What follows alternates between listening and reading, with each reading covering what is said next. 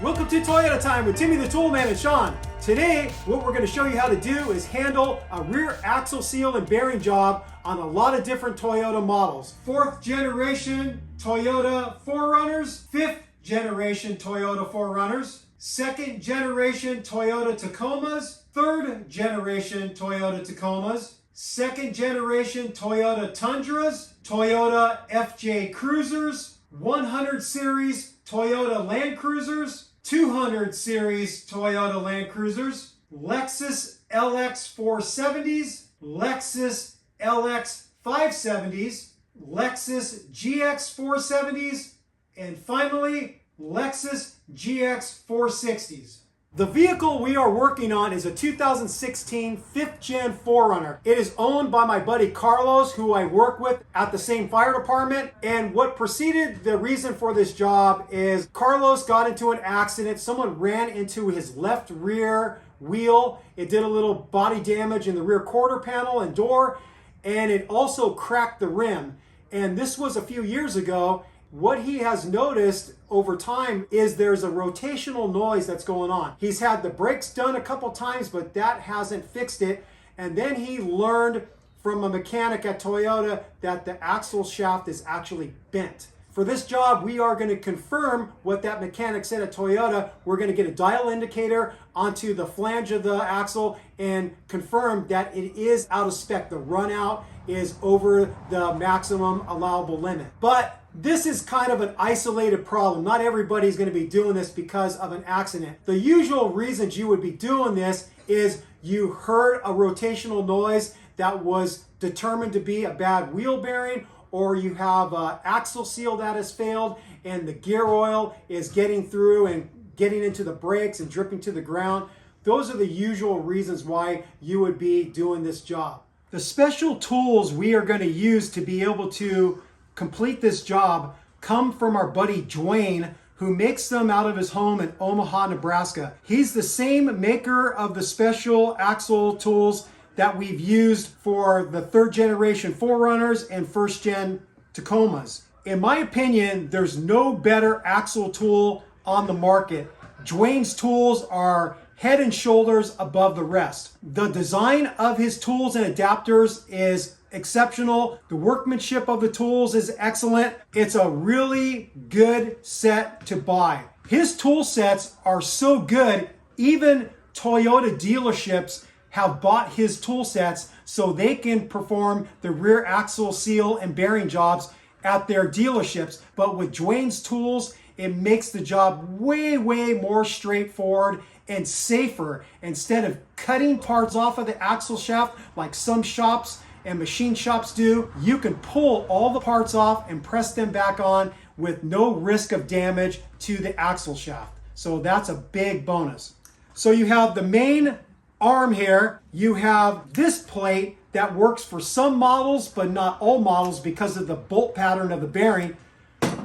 But then Dwayne has this universal one that he sells that works for all models. So you can buy this one and you can do the job on many different Toyota and Lexus models. He also makes this cool tool that will enable you to get underneath the race that is quite often left on the axle shaft when you press the axle shaft out of the unit bearing. One of the races gets stuck on there, and this tool slides in underneath the race and grabs it, and you marry it up with this tool, and then you're able to pull it off the axle shaft.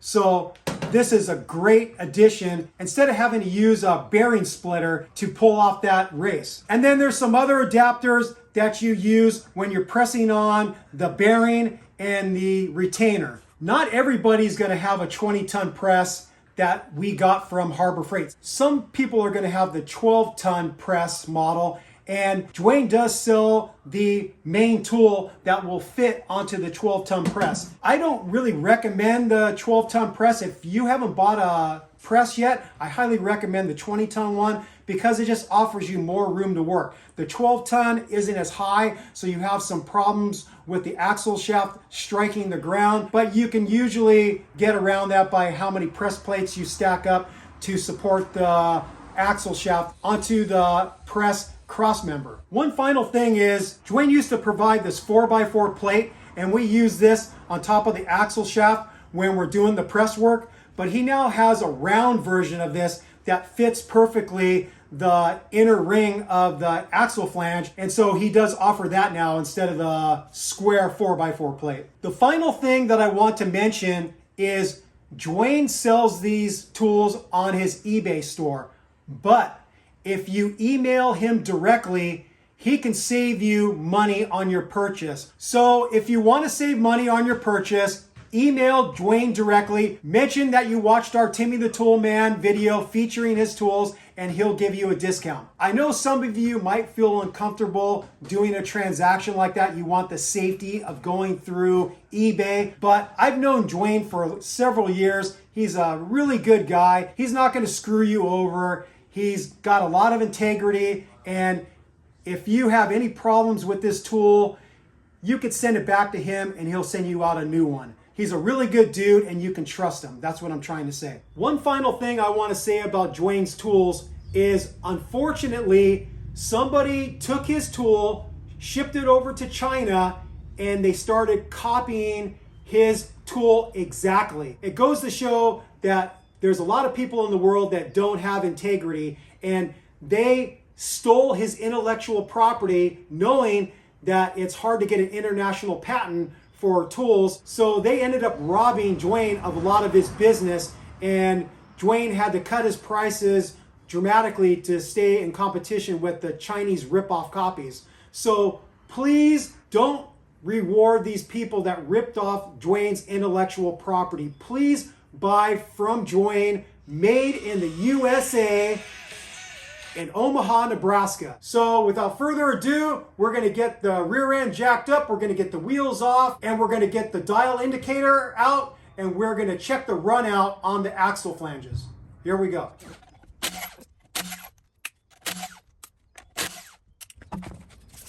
We've got the tires off, and before I forget, I wanna drain the differential gear oil. This is the fill plug, and that is the drain plug. A good rule of thumb is you want to check that you can remove the fill plug before draining all the gear oil out, because if you can't get that off because it's seized, then you are now stuck with an empty differential. Not a good situation.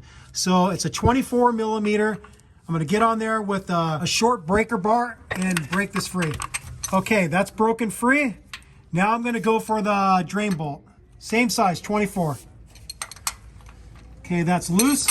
I've got my drain pan underneath here. And you see how it's glugging out? As soon as I take this fill plug out, it'll go smooth because it'll be venting. This thing's a little bit sticky for some reason. I hope nobody cross-threaded this. There we go. Okay, and I dropped the plug in there. But you can see it's going smoother now.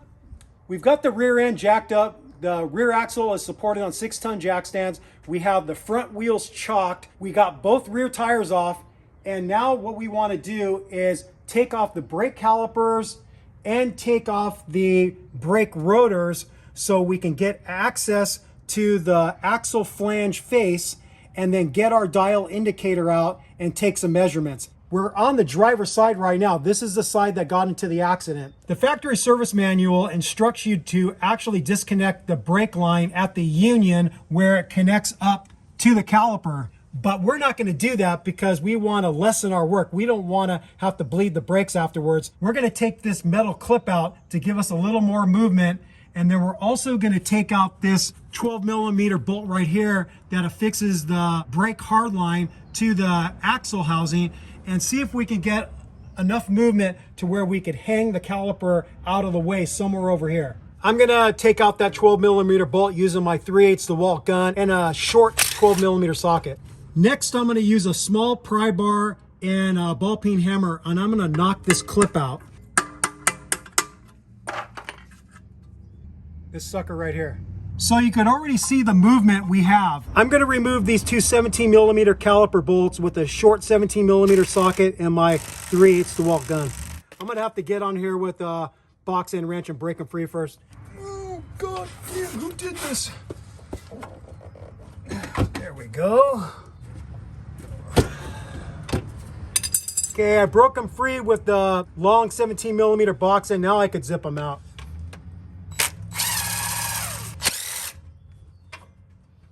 So the caliper slides off first like this, but that's not everything. We also have to get this bracket off, and we'll get that off next. But let's see where we could hang this. Okay, that works. Sean found a good spot to hang it right here, and it's supporting it, and it's not putting any weight on the brake line. This bracket that houses the pads also uses 17mm bolts to affix it to the axle housing. I'm gonna use a short breaker bar and a short 17mm socket to break them free. Okay, that one's broken free. That one's broken free. I'm gonna zip them up the rest of the way with my Milwaukee ratchet. And here's the bracket with the brake pads. Now we should be able to slide the rotor off, in theory.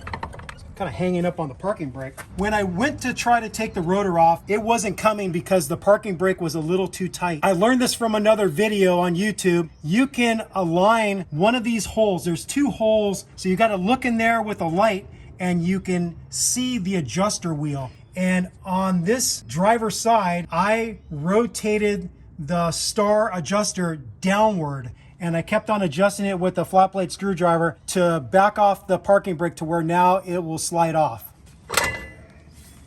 Just like that. So here's our setup for the dial indicator. This kit that I have comes with a vice grips that hooks up to a flexible arm, and then you hook up the dial indicator gauge to the end of it, and I have the needle of the gauge resting right up against the edge of the face of the axle flange, out of the way of the lug nut studs. To prepare the surface, we took some Scotch-Brite pads and we cleaned up the surface so no grit or anything on there could skew the results. By getting the needle close to the axle flange face and getting our head in here and looking at it, we figured out where the flange is furthest in towards the axle housing. We zeroed out the gauge at that mark. And we actually put a little paint mark here so we can refine it in case we bump the gauge. As we turn this, we're looking at the dial. For this dial indicator, the distance between each set of lines is 0.0005 inches. The allowable runout is 0.05 millimeters, so we have to convert to inches. 0.05 millimeters is equal to 0.002 inches. And because the distance between each of these little tick mark lines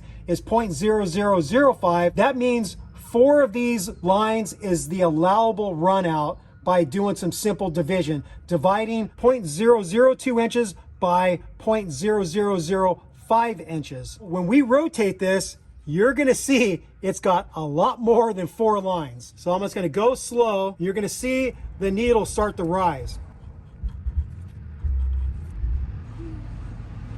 That looks like the max. It got to right here. That is way over 4 tick marks. Between each of these bold numbers, there's 10 tick marks. So that's 10, 20, 30, 40, 3. And if we do the math, 43 times 0.0005 inches is equal to 0.0215 inches. And then we convert that back to millimeters and it comes out to 0.55 millimeters. So the runout we found is over a half a millimeter, way over the allowable spec of 0.05 millimeters. So we now know this axle is garbage and we are going to replace it as part of this video.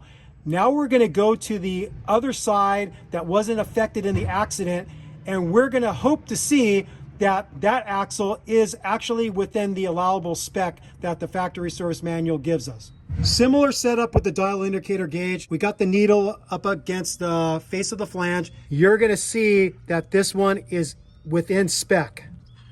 So I could actually hear the needle dragging up against the face, and the most we're seeing is looks like maybe a couple lines or 1.5 lines. We went around the world with this a few times. The most we saw is maybe a little more than 1 line. And remember, we can go up to 4 lines to be within the spec. So this passenger side rear axle is definitely within spec. So here's the unfortunate part of this job. We have to deal with the parking brake in order to get the axle off. From talking to friends that have done it and looking at YouTube videos, it's kind of a pain in the butt. Hopefully it's not going to be too annoying. The first thing we have to do is disconnect these return springs. I'm going to get the forward most spring off first. I'm going to use some needle nose pliers to do that. I'm gonna grab the spring, pull forward, and disconnect it. We already took pictures of the setup, and we do have the factory service manual as a reference, but I would suggest to get in there with your camera phone or whatever you have and snap some pictures of the setup so you could remember how it goes back together. And of course, you could use the opposing side as a template to remember how everything goes back together. Now I'm gonna get the front return spring off. Okay.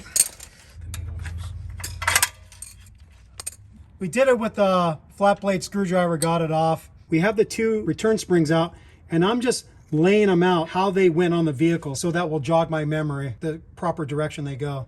The next thing we're gonna do is remove the brake shoe hold down spring for the Ford brake shoe. What I'm pointing at is the pin that the spring rides on. So while I'm compressing the spring and getting it disconnected, I'm gonna put my finger on the end of the pin so it doesn't push out and allows me to compress the spring. So I got my finger back there. There's a hole in the axle flange that you can access. So I got my needle nose pliers on either side of the pin, and then I'm gonna push in and twist and see if I can get it disconnected. When you're doing this, it's almost imperative to have an extra set of hands. I'm holding the pin on the backside. Carlos, with another pair of needle nose pliers, is holding the spring plate. So I'm gonna compress the plate and spring, and then Carlos is gonna rotate the plate 90 degrees to where we can free the pin.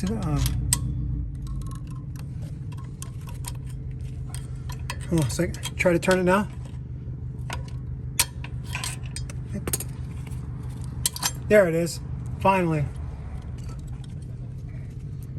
So you can see how this works. Right there, the slot that's pointing upward is the slot that you need to turn it, this plate to where the pin will slide through. In this orientation, side to side, that's where the pin locks in and can't slide out. So that's what we were trying to do. Compress the spring and plate, twist it to where the pin would fall through the slot.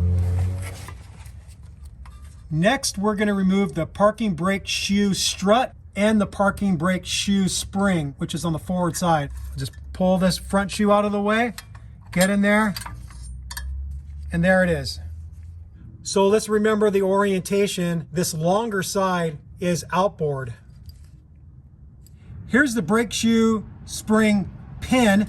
It's a straight one on the front side. Now we're gonna remove the parking brake retaining spring on the back shoe. We're gonna do the same technique. We're gonna rotate the axle until the hole is aligned with there. I'm gonna use my helper, Carlos. He's gonna hold the front plate of the spring, and I'm gonna hold the back pin so it doesn't move, and we're gonna tag team this. So when I say go, start twisting it. Okay, try to twist it. Okay, there it is. That was good, good teamwork.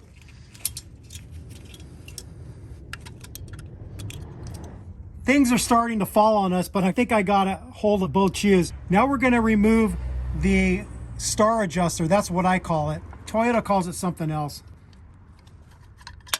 So here's the proper orientation for this. And one way to remember the proper orientation is the pull-out side of this star adjuster faces forward towards the front of the vehicle, and the locked side that doesn't pull out faces towards the rear of the vehicle. Now I gotta remove this bottom spring that holds the two shoes together. Can you see that? See that spot? Okay, that's where the spring hooks into on the rear shoe. Okay, I'm just gonna let this dangle right here for right now. And then where does it connect to on this front shoe? Similar spot right there. And open part of the spring faces backwards. And remember that this spring fits behind the star adjuster, not in front of it. So here's the rear brake shoe, and we wanna make sure you see the proper orientation because it had fallen out on me. So if you rotate this down, you can see the parking brake lever. That's at least what I'm gonna call it. You have the cable here that actuates the parking brake. So we have to separate the parking brake cable from the parking brake arm. I'm gonna use the needle nose pliers. I'm gonna pull the spring back, try to get this free. Just like that. The final thing we have to do for the parking brake is we have to disconnect these two 10mm bolts to free the cable of the backing plate.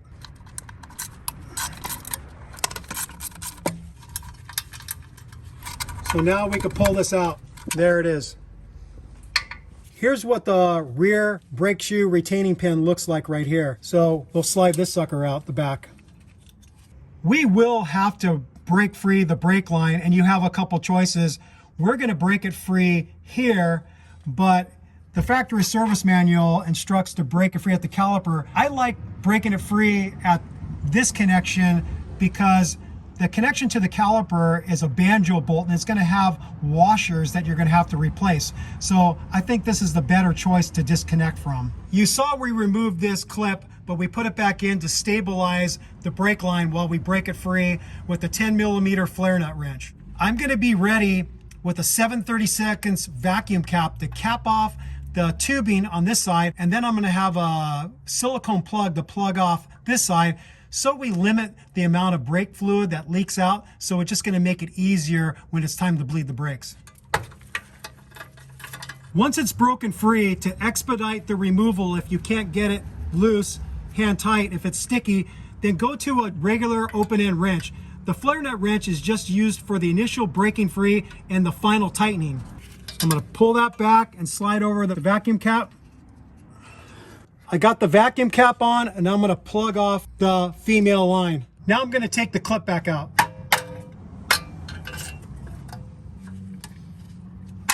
And now we have the brake line free of the backing plate. Next, we're going to remove the ABS sensor. It's held on with a 10mm nut. I'm going to take that out with my 1/4 inch ratchet, about a 6-inch extension, and a 10mm socket. And it just pulls out like that. I could have disconnected the electrical connector, but it came out no problem. I didn't put any stress on it. The axle and backing plate assembly affixes to the axle housing with 4 17mm nuts. I'm going to use a big box end wrench to break them free. They're all broken free. I'm going to switch to the ratcheting side and get them out the rest of the way. Actually, this one is just hand tight. All of these jealous people that live in the rust belts of the country are now just in amazement how easily I'm getting these things off. Sorry, we live in California. We got it easy. It's interesting too. The 2 top ones are shorter than the 2 bottom ones. Okay, this is the first money shot. Got to make sure that this brake line doesn't hook when I'm coming out here. Even though we drained the differential, there still could be some gear oil coming out, so I got a drain pan underneath there. I'm going to grab a hold of the brake dust shield and pull out.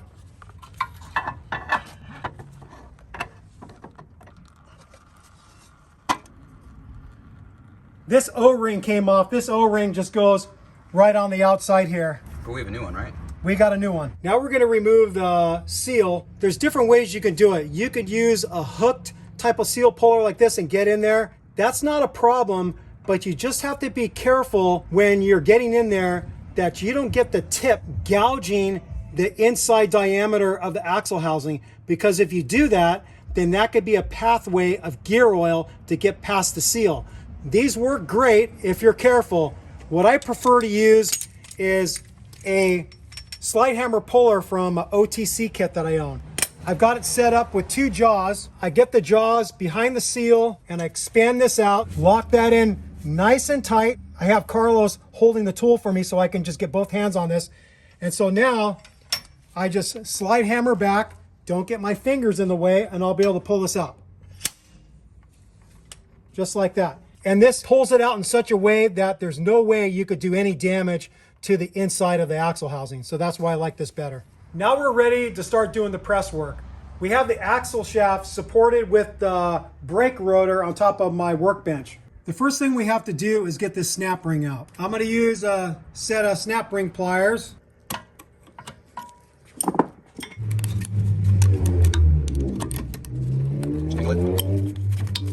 I mangled the shit out of this C-clip, so what that just taught me, because it's a little bit more difficult than the other axles I've worked on, either that or my technique was bad on this occasion, I would buy new snap rings, and we will have this part number in the video description. Now that we have the C-clip out, which is a placeholder for the retainer that goes up against the bearing, we're going to get one of the special adapter plates that Dwayne makes. This one works for 5th gen 4runners and other vehicles, but I can't remember which ones. So I'm going to show you that this one will fit. And he also makes that universal one, and I'll show you that one. And so for the press work, we are going to use the universal one. Once you have the plate on top of the bearing housing, we're going to affix it with the 17mm nuts that held the axle and brake dust shield assembly to the rear axle housing. I'm going to cinch these up snug with my 17mm box end wrench. Now we're going to slide over the main tool. Dwayne's kit comes with washers and then the nuts. When you get this plate from Dwayne and you set it up, it comes with the bolt and one of these gold nuts. When we slid the main tool over, we noticed there was some interference from the nuts that hold the universal plate to the axle. So we decided to get 4 more nuts that I actually got from Dwayne and stack them on top of each other to make more room to where we don't have to guess on how many threads we should have exposed on each one when we put the tool on. So now when we slide the main tool over, you can see there's clearance for these nuts and the plate will be completely square at all 4 bolts. So next we're going to put a washer over every bolt and then we're going to put the nuts on. And with these, I'm just going to touch them down with my fingers and that's good enough. They don't have to be tightened at all. So now we're going to take this whole assembly over and get it on the press. You can see we have the cross member high on our Harbor Freight 20-ton press. I'm going to set the axle underneath. And then with the help of a helper, it's nice to have 2 people with this, we're going to lower the assembly down. Now I have to lift the whole thing up and get the special tool into the cross member. You could utilize some pressing plates to capture it too, but Dwayne made it in such a way where you could just have it going across both sides of the cross member and it supports it well. That's good. It's gonna be too high. We gotta go down one. Yeah. It's too high, so we have to go down one more level. So now I should be able to lift this into place. Now what we're going to do as a team, I'm going to pull down on this cross member that has the 20-ton jack on it, and Sean's going to screw out the screw bar. This way we don't have to pump it down so much. Okay, that's good. Now I need to lock this off so I can apply pressure. I'm going to go down a little bit with my finger. And then I'm gonna make sure that I'm centered really nice on the pressing appendage right here. Okay, that's centered up nice. I'm gonna bring it down to where it touches. Okay, we're set up. We do have a crash pad underneath here. This is just a foam pad that you could lay on while working on your truck or your car. And when the axle shaft is free of the bearing, it's gonna drop down, and this is just gonna protect the studs from driving into the concrete. So here we go. And that loud sound was the axle shaft finally breaking free from the inner races of the bearing. Most of the time, we're going to find that one of the bearing races is going to be stuck on there, but we'll see. Maybe we got lucky. Just loading up again.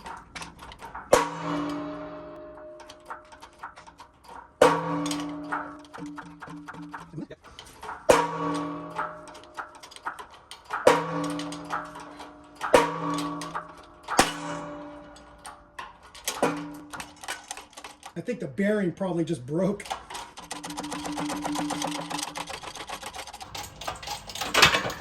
There it is. The axle is out.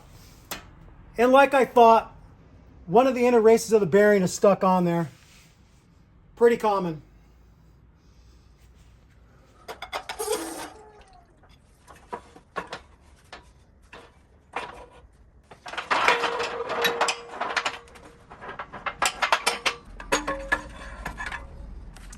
Okay, we're going to go back to the bench. So now what we need to do is free the special service tool from the brake backing plate. Now I'm going to take this universal adapter off.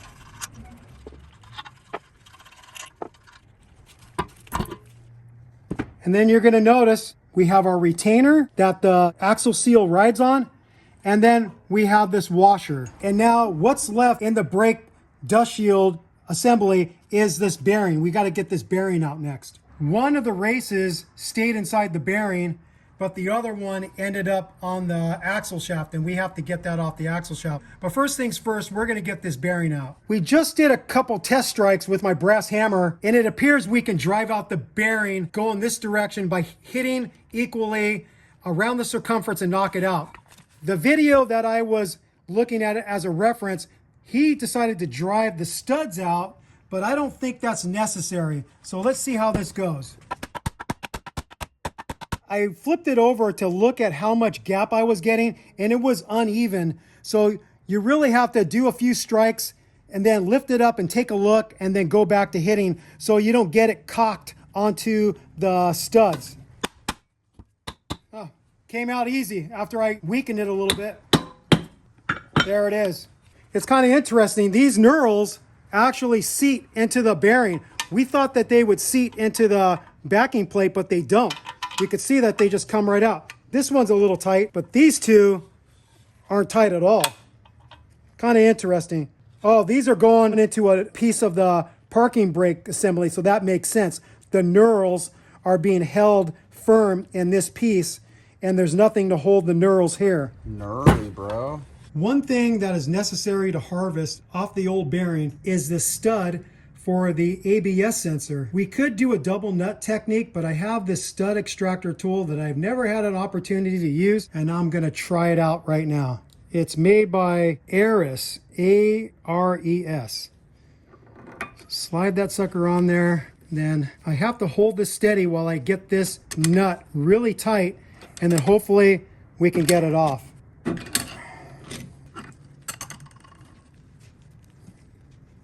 Think it worked. Look at that. This thing's bona fide. Sick mod certified. Sick mod certified is right. We've got the new bearing captured in my bench vise, and then I'm just gonna screw the stud right in there using the extractor tool. I'll just get on here with the channel locks and cinch it up snug. It's not a huge stud, so I don't want to go too crazy. One downside of using the stud extractor is it did mangle the threads just a little bit. Not really too bad, but the nut wouldn't go on smooth. So I have a thread restorer kit, and this size is an M6 by 1.0 pitch, and I just threaded this on there with a 13mm socket, and we got the threads cleaned up, and then now the nut will go on really easily. While you're at it, when you're buying your parts from Toyota, go ahead and just buy the stud. It can't be that expensive, and then this way you don't have to worry about extracting the old one from your old bearing. You could just put the new one in the new bearing and call it a day. And to tighten it up, you could just get another nut with the same thread pitch, M6 by 1.0, lock the nuts together using the double nut technique, and then tighten the stud into the bearing till it bottoms out snug, and then you're good to go. You know, this video is getting kind of long, and if we make it just one video, it's gonna be way too long. So we're gonna break it up in two parts, so see you in part 2.